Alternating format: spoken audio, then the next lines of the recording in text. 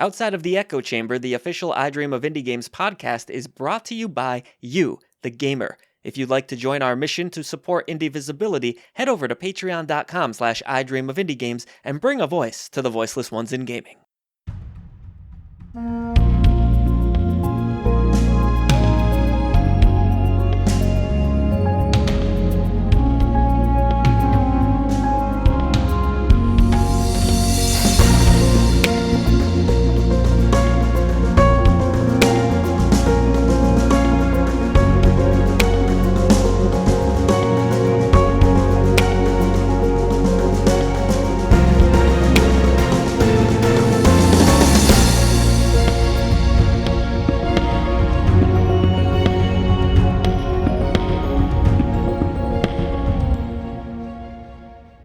Well, hey, party people. Welcome back to I Dream of Indie Games. This is Outside of the Echo Chamber. I'm your host, Old Gamer Joe, joined today by the innovator herself, Silent Signs. I'm tired. I'm too tired to be an innovator. We have no Barely Magic Mike this week. He is on a work-related trip.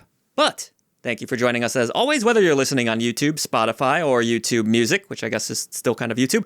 Either way, we appreciate your support. Our mission is to celebrate the incredible indie gaming scene, shining a light on its talented developers and publishers. We bring you daily reviews, first impressions, top 10 lists, and of course, this very show outside of the Echo Chamber, which is 3 days early, Silent Signs, for those lovely Patreon members. And that's at any tier. Can you believe the value there? Freaking-tastic. Is it slightly less early, though, because it's of the time change? So we sprung ahead, so they lost an hour. I mean, I guess I could just go back in time an hour and straighten that out, but maybe? That's a good point. I didn't even think about that. I hate the time change, but we'll talk about that in a little bit. Anyways, a huge thank you to all of you for supporting independent content. If you share our love for indie games, consider joining us over at patreon.com/idreamofindiegames, where your support grants you access to the coolest indie gaming Discord community. On top of those 3 days early for this show that I talked about, you get early ad-free access to shows like indie games that will have your wallet crying. And best of all, what? You're going to be supporting indie visibility. That is correct. All right. In this episode, we'll dive into the latest indie gaming news, the stories that caught my eye anyways, share our recent gameplay adventures, present today's question of the day, which we are talking about if retro games are better or were better, however you want to say it, than modern day games. Should be a fun debate between, well, the two of us, but you can get involved too in the comments below. And yeah. Enjoy the show. Let's do it. Silent Signs. Fun weekend, I would say. Did you enjoy watching all the Shrek movies with me? Yeah, we did watch every Shrek in order, which we didn't get to Puss in Boots yet. Not Puss in Boots 2011, which is strangely hard to find. But so far, so good. I didn't remember how dark the last Shrek movie that they made was. Shrek the Fourth, right? It's pretty depressing. Yeah, I really enjoyed it, though. I could see why people maybe didn't like it, because up to that point, the whole series is about the humor, the jokes, and kind of, they sneak in that adult humor, too. It was just kind of like a bummer way to end our Shrekathon, as I'll call it. I did enjoy it, though. Henceforth. I thought it was cool. It's kind of like when they did Majora's Mask for Zelda. It was kind of out of left field and super dark, and people weren't expecting it. So I had appreciation for it. Yeah. Shrek series, pretty good, I would say, overall. Pretty fun. I think that's the general consensus. I can't believe I have to wait till 2026 to see Shrek. Did you see the teaser trailer by any chance? I did, yeah. What did you think of the new look for Shrek? Because I thought it was a little weird. Everybody's all up in arms about it, but when you think about it, it's been 16 years. Shrek's got a teenager, I'm to assume, in this sequel. So he would have aged. Everybody's going to be looking a little different. Gravity's not our friend. Yeah, I don't know if they aged him so much as they just changed the art style altogether. They aged him. Because that art style is very distinct in those movies, and they don't change it much. So maybe it'll just be something you got to get used to. I don't know. Everybody hates change, but I think when it actually comes out, nobody's going to care. It sort of seems to be adapting to that more modern-day CG look that Disney relies on so often. I don't hate it. Maybe it'll be all right. I don't know. As long as the humor's there, as long as they can write a fun story. Yeah. I'm all about some more Shrek. The general uproar of the internet tells me I'm in the minority here, but it didn't bother me. I thought it was kind of cute. Nothing like two adults discussing Shrek. Hey, Shrek is for everyone. I believe it is as well. Shrek is eternal. Speaking of Shrek, I had a real Shrek weekend because I also saw Rufus Wainwright in concert. What's he have to do with Shrek? If you watched the first Shrek in its original form, Rufus Wainwright's cover of Hallelujah was on the soundtrack. Oh, really? I didn't know that. Why was it pulled? I don't know. They changed it between like when the movie was originally released and then when like the DVD version came out. But that song is still there, right? And it's the Buckley Hallelujah version? is still there, but there's been various versions of it in there for some reason.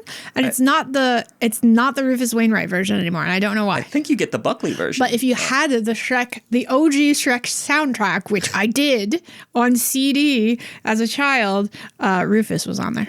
That's really weird. I didn't know that. Did you enjoy the concert either way? It was great. I saw Rufus Wainwright. He played Hallelujah, which that's a tearjerker. I mean, so I really rounded out my Shrek weekend quite well. Yeah, Hallelujah, one of the great songs, I would say. But I love the Jeff Buckley version. I do love Jeff Buckley. That's my favorite version of it. In fact, he's gone far too soon. So many good songs I feel like missed out on because of the untimely death of Jeff Buckley. Yeah, but at least we have the songs he did create to appreciate. And such a mysterious, weird death, I have to say, too. I love my my singer-songwriters with mysterious deaths, man. My parents were worried about me as a kid. I was obsessed with all the dead singers. You know, I know there's a lot of conspiracies out there around, like, Jeff Buckley's sudden disappearance. He went down to the water, basically, right? Yeah. And washed away, and nobody really ever discovered the body. I mean, the word on the street was that the undercurrent, like, pulled him. And see, I can relate to this. I was very young, and I wandered away from my father. We were at a beach house visiting my aunt, and a wave did catch me, and it really will pull you in the wrong direction very quickly. But I was fortunate where I got hit back somehow, and it washed me back up. Wasn't your time yet. It wasn't my time. I guess some kind of divine intervention. Who but knows? I have a very vivid memory of that. I was just a kid, but it was really, really scary. I came up coughing and hacking up water and everything. And you know, with any celebrity death, there's always a healthy amount of conspiracy that goes along with it. You know, right. You've got your folks that think Elvis is still alive in like 98 out there somewhere. I feel like that's just pretty much an impossibility at this point, especially given the lifestyle that Elvis lived. But hey, you know, people have lived to their hundreds. Humans have always loved our like tall tales and mythology, and I feel like that's just the modern version of that. We think these gods of music or entertainment are immortal, and they find a way to persevere. I mean, according to recent findings in the neus, if you trust the news anyways, there's 165-year-olds collecting Social Security, so maybe that's Elvis. Well, maybe he was the one. Maybe. The 165-year-old. I don't trust the news, but I don't really trust much. Yeah. Anyways, we tried to watch The Crow from 2024's version because The Crow... Should have trusted the news on that one because that was very bad. That was brutal. I watched the 1994 one religiously. It's one of my favorite movies, if not my favorite movie. It's a pretty good movie. Yeah, I agree. And so when I heard about this, I was initially like, all right, maybe they can bring The Crow back for a new audience. It could be cool, dark, their own take on it. I'm not huge on the idea because the role is so iconic for Brandon Lee, but... let's give it a shot. Sure. And this is a turd, I have to Actually, say. we gave it 2 shots because I started watching it and then I fell asleep. In fact, I wanted to take a shot. And then I woke up and I was like, you know what? Second wind. Let's try it again. And then I fell asleep again. So. And then the stream died? Yeah. Or something like that? And during the opera house scene? It just wasn't meant to be. Looked like the only kind of sort of okay scene in the movie, like where the whole budget and thought process went. Because the rest of the movie is hot trash. Like, I'm not even saying that to be, like, negative about it. It's really a bad movie. Like, it looks like TV level. I so wanted everyone to be wrong and just be like, they didn't get it. They didn't get the vision with the direct developer. Oh, my God. Well, they didn't get it. What the director was going for. They didn't get it. Well, he didn't get it, the director. That's the problem. Yeah. The problem is the director didn't get it. That was really bad. I'm shocked at how bad. And also, like, I like Bill Skarsgård. Yeah, but he's not good in it either. Like, I don't really know if they just gave him bad lines. I think the whole thing's just bad. Feels really wooden. Really amateur. Yeah. That should almost not exist. That was a disappointment in the highest sense of that word. And I feel like it's going to be forgotten, if not already, by most people. I'm just going to go back and like watch Long Legs again or something. Honestly, that's like modern cinema at its finest. Yes. In fact, The Substance or... kind of goes into my other weekend happenings. I did finally find that Panasonic Blu-ray player, which I added to our collection. Because we talked about getting the stupid TV, I had some Amazon credits left over, which I guess that card is pretty nice. Yeah, they've got some good perks, those Amazon folks. Yeah, so you credit card folks out there that are looking for a new one, I do recommend the Amazon Prime Store card, but you said the other one's even better, right? I don't know, it's just different. I have a Chase account, so I just have the Chase Amazon Prime card. Yeah.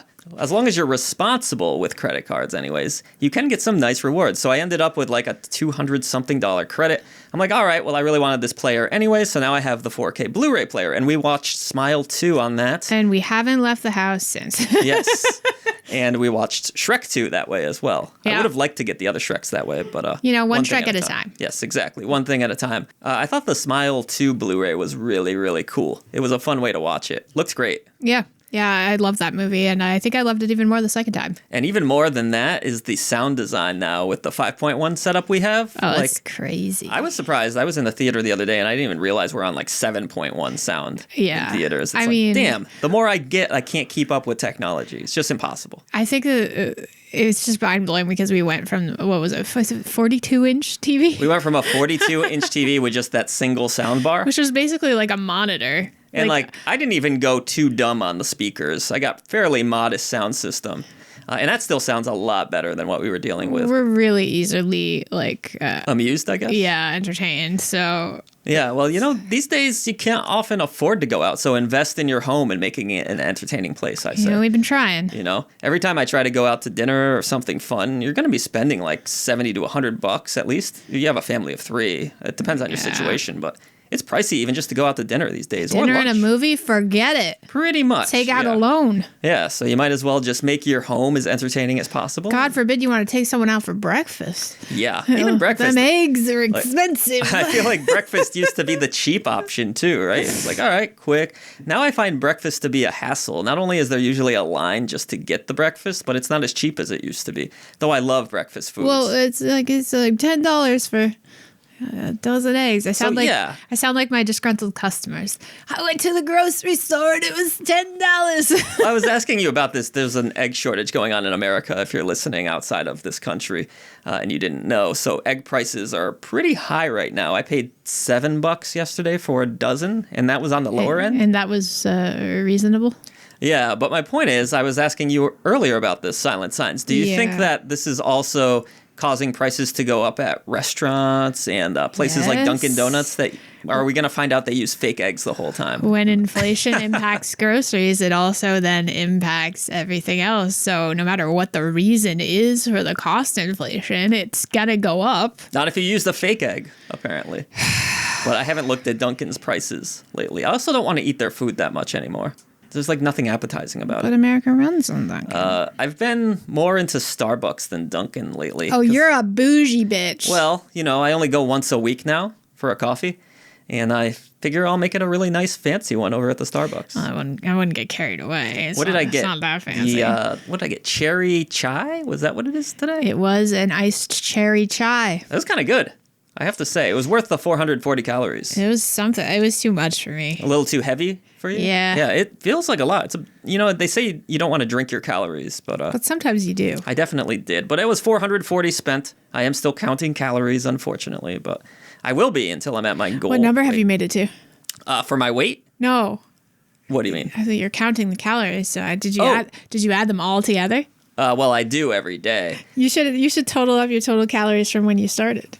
Oh, you mean like from the beginning of this weight loss journey? Yeah. Oh, gosh. Well, I know I'm at 1780 per day, and I'm usually under that by the end of the day. Can you keep a spreadsheet? So, no, I have enough with this business to keep a spreadsheet. Those are annoying.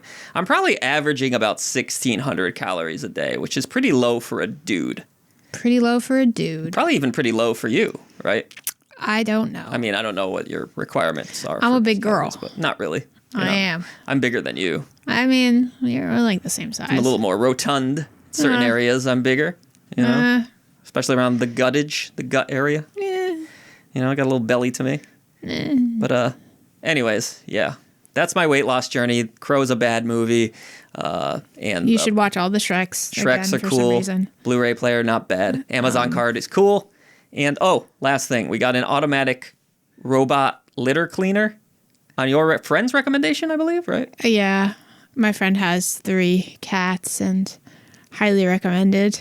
A pretty reasonable one. Not like the crazy $800 one that's out there. That's just insane. Well, I just got so disgusted today cleaning litter boxes. I really don't like that process. So what was the last time you did it? I know. I don't do it all that often. Exactly. So credit to you for doing that.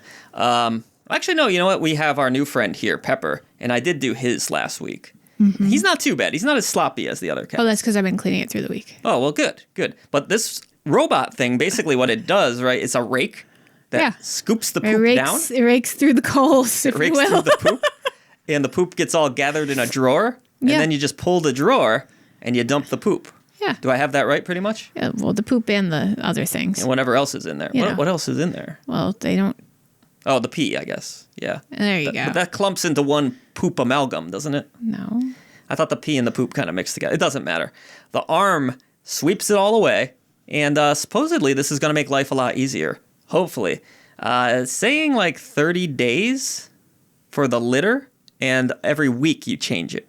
Yeah. So that sounds better to me. Maybe it won't be as stanky down there. They are messy, the cats. Well, They don't care. They don't have manners. They don't have like toilet manners anyways. They have more manners than your dog. Yes, that's true. He's very stinky lately. In fact, that's another thing we got, the bowl for the dog. It was like a pet weekend. It was a pet weekend. We had to get him this maize bowl so that he will eat slower is the idea anyways. We'll see how it works. He hasn't done it just yet. I'll report back next week. We have him on a pretty fixed diet because he was overweight when he came to us. Yes, he was a rescue dog. And he just basically sees food and inhales it, regardless of what it is, to be honest. It doesn't even matter. I've given him like a cucumber. He ate a cucumber? He inhaled it. Really? I gave him a carrot once and he liked that. Hot dog.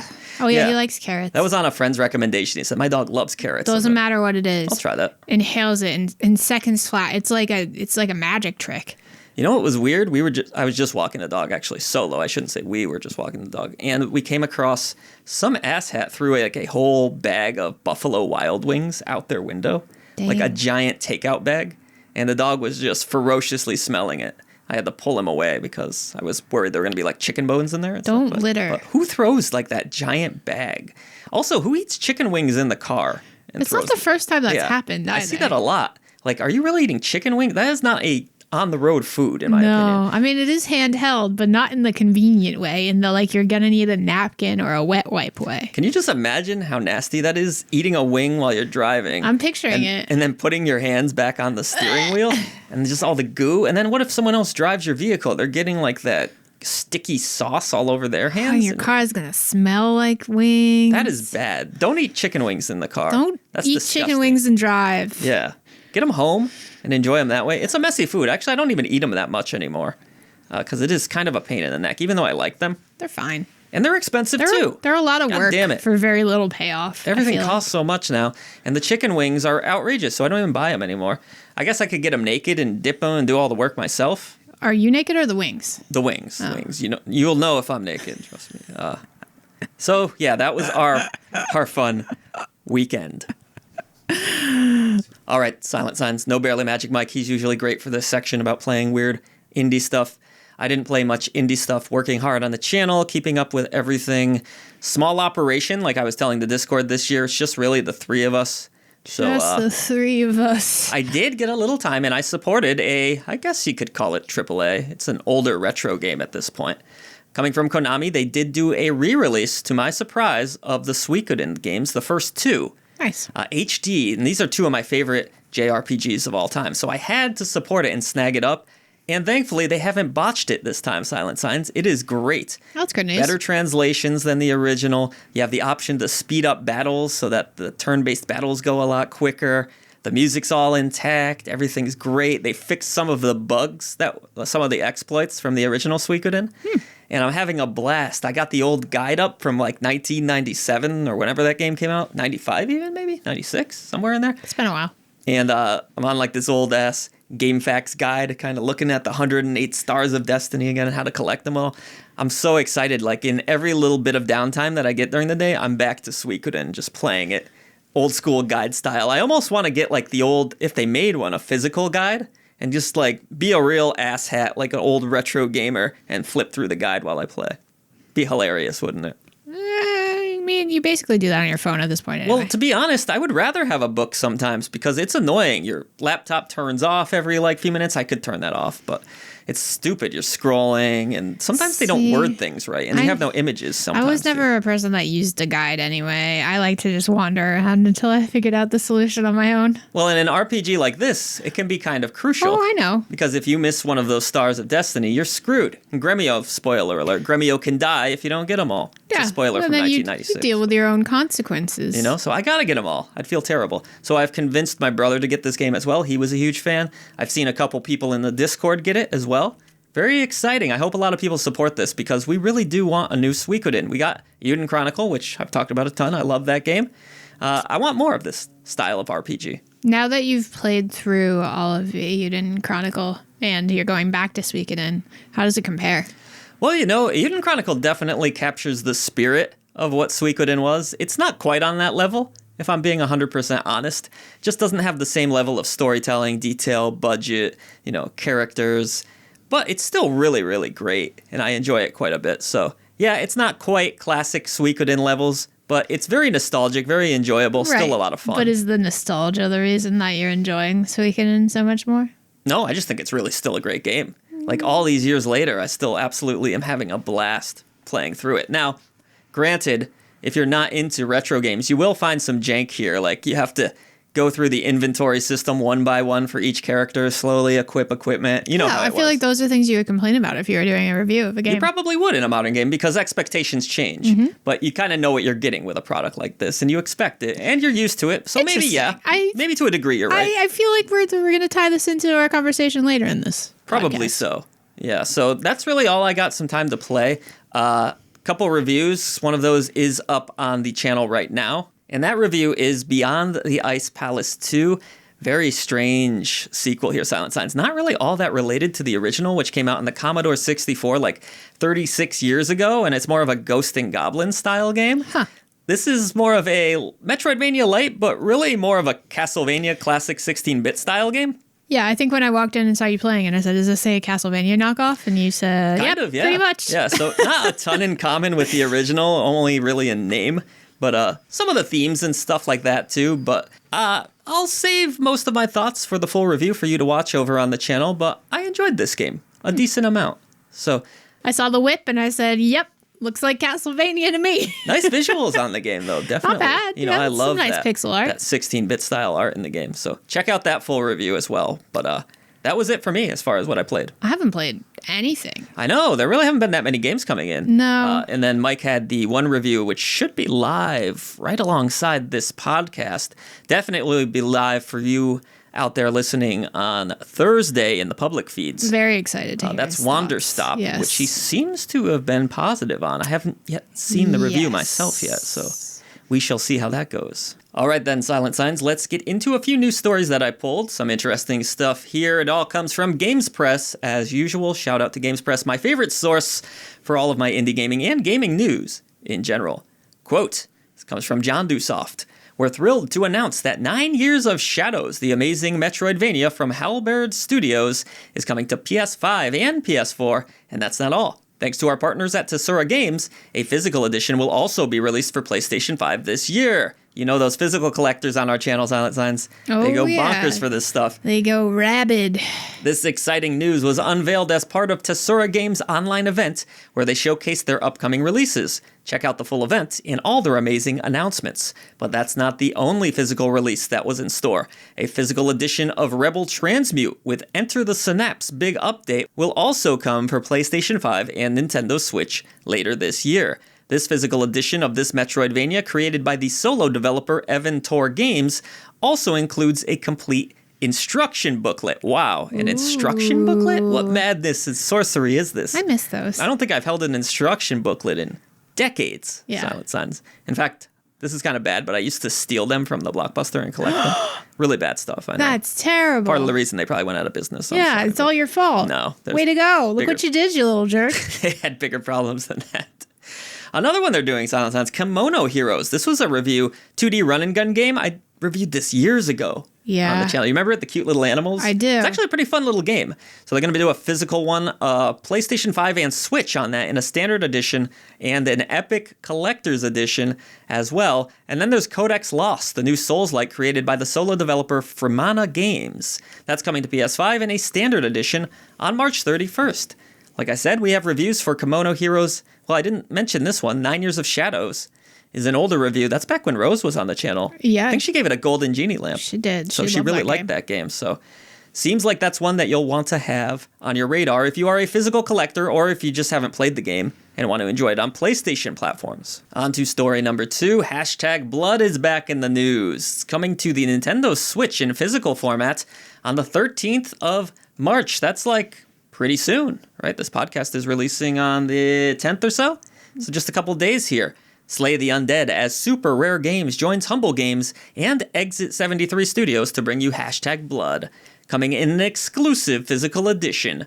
Save your friends, fight off the vampire apocalypse, and survive the horrors of freshman field hockey practice in Hashtag Blood, a delightfully zany animated dungeon crawler that blurs the line between action RPGs and hyperkinetic 90s cartoons. And I have to say, this is a game that I really, really liked, Silent Signs. It's so stylish. It is. It's very stylish. Not perfect from a gameplay standpoint, but a whole lot of fun and just amazing to look at. One of the coolest looking indie games in the last few years on this channel, I'd say. By far. Were you a fan of classic Cartoon Network shows at all that looked like this game? Of course. What were some of your favorites? I mean, you already know I love Courage the Cowardly Dog. Yes. That's Dexter's not Laboratory? quite the same look, but yeah, I did love Dexter's Laboratory. I love the Powerpuff Girls. Really? Who was your favorite Puff Girl? I liked Blossom. Blossom. Okay, that was my favorite as well. Though I didn't watch the show religiously. Yeah. Like you did. What'd you think of that live action thing that leaked recently? I guess the show got canceled, but that looked terrible. That looked really... Some things are not meant to come to live action, I'm sorry. And also some things, like, I wish they would just let go. Like, really? Well, they did in this case. Just in general, like the whole thing. Like, the Powerpuff Girls were great when I was a child, and it ended, and that's fine. We don't need to bring it back in 5 different formats. You don't think young girls could relate to the Powerpuff Girls? We don't need to bring back the Rugrats and make it weird CG art. Some people liked it, apparently. I'm good myself. Can we make a new thing? Can we just let it die and make a new thing? Consider you're not the target audience at this point either. And that's fine. It's Rugrats for a new generation, and that generation is used to this weird CG stuff that we think is weird. But anyway. I like CG. I love the Shrek movies. We did just talk about that. I think the Trolls movies were good. I like my fair share of Pixar films, but like, I don't know. Yeah, I'm not anti-CG either, but these straight to like streaming shows, sometimes they really cut corners with the CG and it looks like butt. And speaking of looking like butt, this is way off topic. How can that be a speaking of? But because we also tried to watch Daredevil. Oh, that's right. Yeah. It kind of looked like butt. The new one, not the old one. Yes. I was surprised it was Disney Plus I was surprised it was the old actors still. I thought this was like a whole new Daredevil. No. But, it did kind of look like butt. But Again, I think that's also, we don't pay for the like 4K version, so we're watching I don't care. I think the whole, like the framing and the setting, I just think the whole thing looked like butt. Yeah. But that's just me. I mentioned this to my buddy, Ex-Hardcore Gamer. Shout out to Ex-Hardcore Gamer. And he's like, oh, my friends are really digging the show. They're saying it's great. And I'm like, well, that's good. If you love it. It did look kind of budget to me. I'm really happy for you. I think that Disney Plus does not put out the best products. I agree. I think Netflix actually makes a superior product with their shows. And if you like that, it's not meant to be an insult to you, just from my personal tastes. I don't know. There's something about Disney Plus shows that just, it doesn't capture the Disney magic to me. I'd say the same for their movies in the last few years, the series that they're trying to emulate. They had a couple hits here or there, like Inside Out 2 is really great, but then you have stinkers like Encanto and all I liked Encanto. I didn't like that movie either. It's weird. Disagree. Okay, that's fine. You can disagree, but I'm saying they do have a lot of stinkers, especially these live action ones. Like Aladdin was not very good in my opinion. What are they doing now? Cinderella, Snow White. Is that the one that's coming up? Snow White? Those dwarves? That looks terrible. Those dwarves look... I never saw Mufasa. Maybe it's really good. Did you see the CG dwarves? What that looks like? I did. That is a nightmare. Well, I mean, I haven't seen the movie, but I saw the trailer. Like, what kid is going to be delighted looking at that? I'm going to be running from that if I'm a kid and I see that. Something ain't right. I That's don't like know. scarier than Slappy in a Goosebumps movie or something. Yeah, well, maybe it's a great movie. We haven't seen it Something yet. ain't right there. But I haven't liked any of their live action offerings except for the Jungle Book. That one was okay. The Jungle Book. Jungle Book was pretty good. Yeah. The rest of them, no. Especially the Will Smith genie, that did not work for me. Just It saying. was just not a great film, but No, it was not, It wasn't their worst offering. I feel like It might have been. It might. I don't know. I don't know. which I didn't like the Lion King, the new Lion King. I didn't like the bluesy music one either, which you liked. Soul? Was that what it was called? Oh, I loved Soul. I didn't like that one with either. the cat. Yeah, I'm sorry. I just haven't liked their recent offerings. They're not for me. But that like was I also said, a Disney Plus one. Yes, but I do have a daughter, and I watch these with her sometimes. Oh yeah, we're not just doing this on our own. Well, sometimes we are, but I'm not one of those Disney freaks that like lives and dies by Disney or Hey. goes to the park every. you know what? I know plenty of people that are, and they love it, and that's really Totally good for cool them. if you're into that. Hey, I don't know how you afford it though. I don't either. I can't. Like I can afford one trip to Disney I only been once in my life, so I guess once. And that might be it. I might never go back now that I think about it. Yeah, well, maybe not. But you. And is there you a did reason it. to? You know, I've seen the Magical Kingdom. Are the other parks cool? I've only ever been to the Magic Kingdom and Epcot. Yes. Epcot's cool. I'm obviously more interested in Nintendo World, which is opening this year in Oh, Florida. you don't say. Yeah, clearly I'd be more interested in that. And apparently my brother told me that's already sold out. Yeah, of course. So I don't know what the hell to do. How do I even go to Nintendo World this You year? wait. That was my like vacation idea for the year. Well, That's you out the window. gotta buy ahead, Now I just got to go to Florida and hang out with my brother. What the hell? or you could just wait. Yeah. Or try to get on the list for the year after or something. But, you know, I'm not getting younger here. I don't want to be on a damn list waiting Right, to go so to you Nintendo better get World. started now before it's too late. I really want to ride the Donkey Kong thing. I think we talked about this on the yeah. podcast. The crazy carts. That is a roller coaster I will try. Minecart Madness. Yes, I'm not a roller coaster guy, but I will try that one. I will go on Minecart I'm Madness. such a diehard Donkey Kong Country fan. I will try that cart. Or whatever you want to call it. Roller coaster. All right, we got off topic there. Way off topic. Story number 3. This is a game that's been kicking around for a while. Lent, the developer who lives on a boat herself, sorry if that's pronounced Lenti, I'm not quite sure, is excited to announce that Spilled, her wholesome cleanup game, is releasing on Steam on March 26th. Happy birthday to my brother, by the way. Steamboat. For $6.99. That's a pretty low price. Yeah. Spilled is a short, relaxing, and satisfying cozy game in which you clean up oil spills with a boat. Recycle, earn coins, upgrade your boat, repeat. Explore and clean up new areas with more waste and new challenges. Lent began developing Spilled at the end of 2022, after leaving school to pursue her dream of living on a small boat and continuing the maritime lifestyle she grew up with. Although progress was slow initially, the game began to gain traction. In early 24, the Kickstarter campaign was a huge success, raising 31,600 euros, 316% of her original goal. So it looks cute, it looks cozy. I like the idea here, cleaning up the ocean, doing some good for the environment. Gonna be a short game, but $7, so that reflects that. Short and sweet and doing something good for the world. I think that's a win-win-win. Yes, shout out to, I believe it's Indie Greg in our Discord, which you can join again, patreon.com/idreamofindiegames. He actually backed this game as far as I know. That's awesome. So really cool. Small little project there. I love that she was on a boat and just living this dream life on a boat, making a video game. You gotta pursue your dreams. I don't think I have the stomach for that. As much as I appreciate this dream, I don't think I get my legs Physically being on a boat, Right. no, but I respect the concept of living your dream and creating something in the process. You remember we went on that boat like eatery in New Hampshire? Yeah. Was it? And like I just could not get my legs Your under sea me. legs. I'm trying to eat like this. Yeah, exactly. You salty sea dog. I'm trying to eat this like sashimi roll or something like that, and that was not a good restaurant experience. I have to No. say. And it was pricey for Don't drink on a boat. Oh yeah, how do people do cruises? They aren't bothered by motion. I Those guess? boats, I think, are a little more stable than this small vessel that we were sitting on. Oh, okay. Because I was gonna say my sister took one of those cruises once, and she said she was miserable the whole time. I don't think I would do well personally. I don't think I'm meant to be on the water. All right, another story here. Spanish publisher Dolores Entertainment and Canadian developer Space Lab Games are proud to announce the release of 2D pixel art action platformer Shadow of the Orient this March 27th on the Switch, PS4, PS5, Xbox One, Series X, and S. Get the damn namings down, Xbox. This is terrible. $9.99 with a 20% launch discount. And this game came out on Steam, to my surprise, back in October 2024, I believe it was. Not that long ago. Looks like a fun little pixel art style action game. A little bit generic looking, but I haven't played it myself. Could be fun. What do you think, Silent Signs?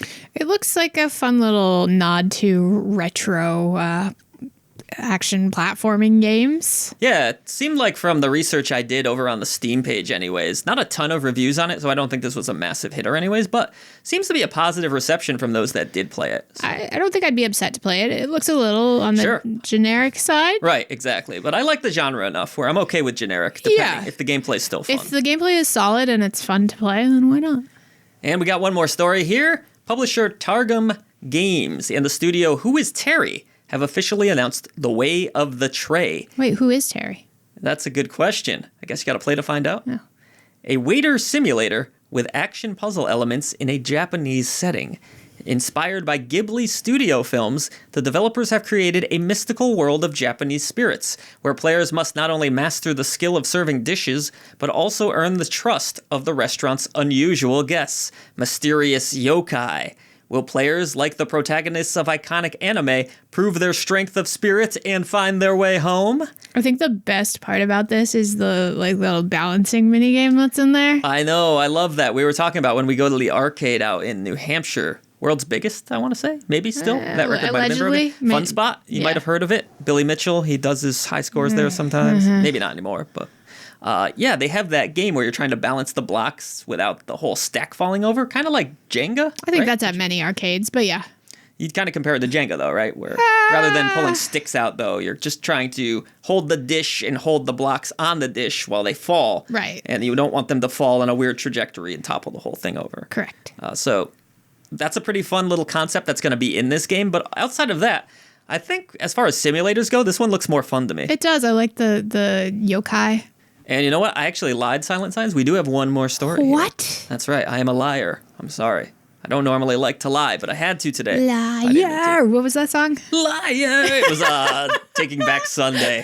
God, I hate that band. I had an ex-girlfriend that dragged me to a show for Taking Back Sunday. It was one of the worst experiences. I went too. It wasn't with a girlfriend, but... Well, I mean, it was my girlfriend, but not in that way. Oh, I didn't know you... Okay. No, we just went... My friend and I went to a concert. She made me go. Okay. She dragged me. Did you hate it as much as I hated it? I didn't love it. But, you know, the good thing was another band was on my bill, at least that I like, Jimmy Eat World, who we saw like twice the last 2 years, right? Something like that. Yeah. And they were playing, and I love Jimmy Eat World. So at least I had that. Jimmy Eat World was fun. That was maybe not the best time to see Jimmy Eat World. But, yeah. Right? Weren't they a little bit lost in the sauce at that point? Jimmy Eat World back then? Yeah. No, they were popular at that time. No, I mean like, you know...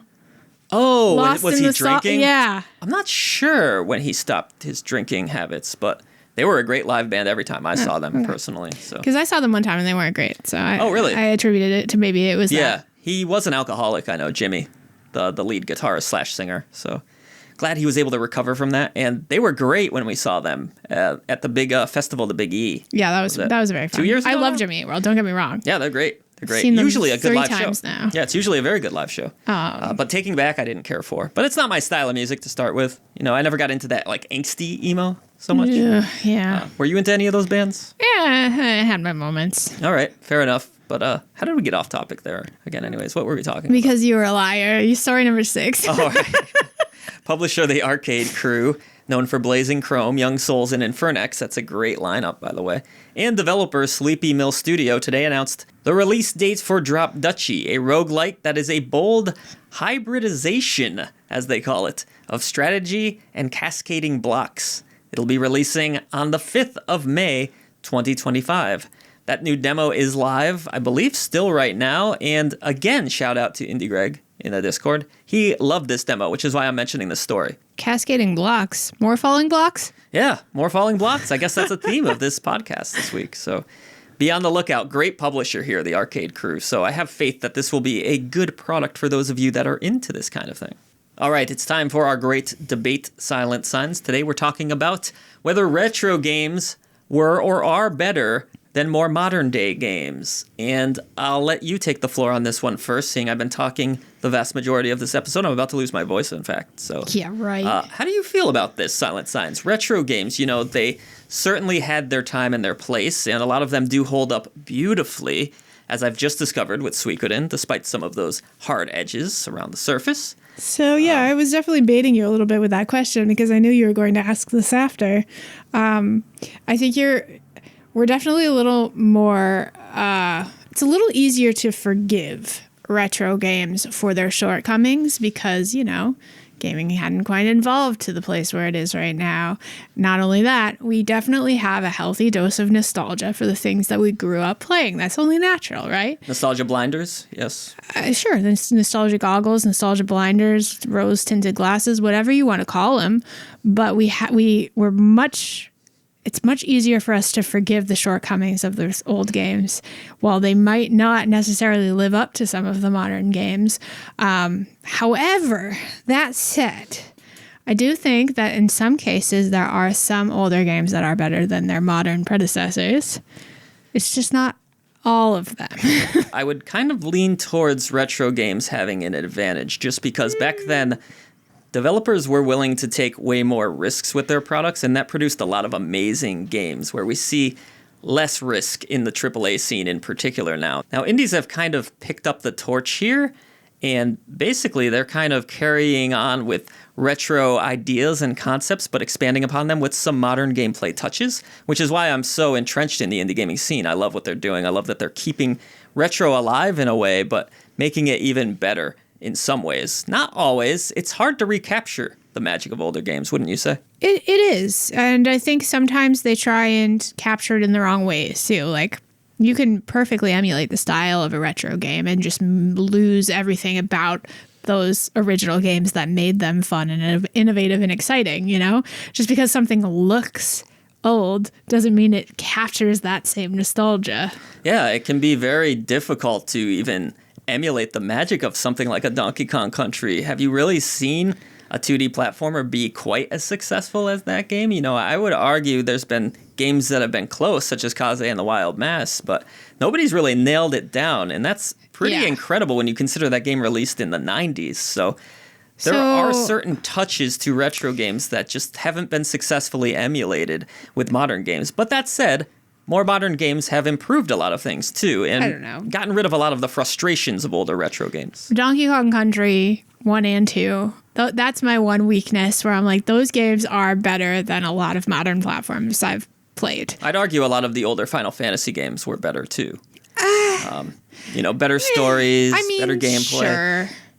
In some ways, maybe. But you have such a fondness for them because those were like mind-blowing to you when you were growing up and you played them and you really digested them. You didn't have your cell phone going off next to you with 20 messages incoming, and you were able to sit there and really like digest the message of the games. Yeah, you're right. And it meant a lot to you. You were in the zone. So as part of the problem, you're saying then that so many games are distributed now and we are flooded with them that we don't maybe keep the knowledge of them in the same way in our heads? So that's definitely part of it. There's an overabundance of options now that was never the case before. So maybe these games don't stick with us in the same way? You had a limited selection of choices, and the one that you chose, you saw through unless it was really god-awful, like, I don't know, like E.T. or something. Right.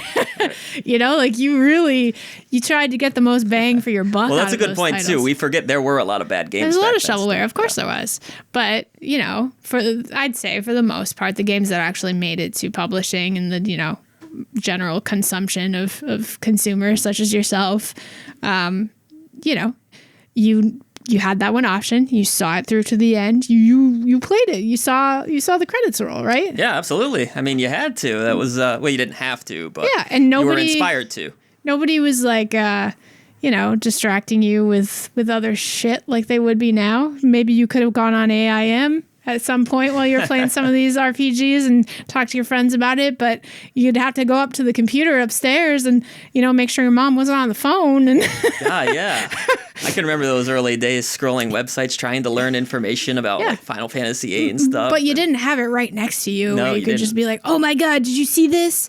Yeah. Like, I don't know, something about being in that zone, I do think made things better. Even if the games themselves, there's plenty of comparable titles to that have come out since. I think, yeah, a lot of it was a very special time for a lot of us Yeah, that are of my age. Maybe not anyways, even so. special so much as just different. It's a very different time. But I do believe a lot of those games truly were made better and had better stories and took more risks than more modern games And- in a lot of cases. Not to say that doesn't exist today.